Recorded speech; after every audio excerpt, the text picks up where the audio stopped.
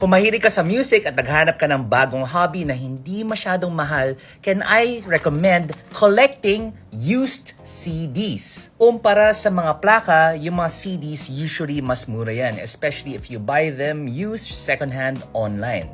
You can expect to spend anywhere from 50 pesos hanggang 500 pesos. Again, depende sa kung sino nagbebenta. But you probably don't even need to buy kasi pwede kang magtanong sa mga tito mo, sa parents mo, yung mga mas nakatatanda mong pinsan o mga kapatid. Baka may mga CDs pa sila that you can get from them and add to your collection. It's really nice to have a physical manifestation of the music that you enjoy. You can collect this, you can look at the liner notes. Alam mo, itong Alanis Morissette na album, sobrang paborito ko to when it came out over 30 years ago. Oh my God, ganun katagal na.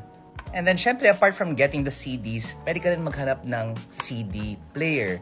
Punta ka lang sa mga Japan surplus o kaya tingin ka sa FB Marketplace. Marami nagbebenta nito second hand. You don't need to spend a lot to get a good or decent CD player. Kasi at some point, lalo na yung mga later models na mga portable na mga Discman katulad nito or CD players, sobrang okay na sila. Pati nga yung mga DVD player, pwede mong gamitin yun if you just want to listen to CDs.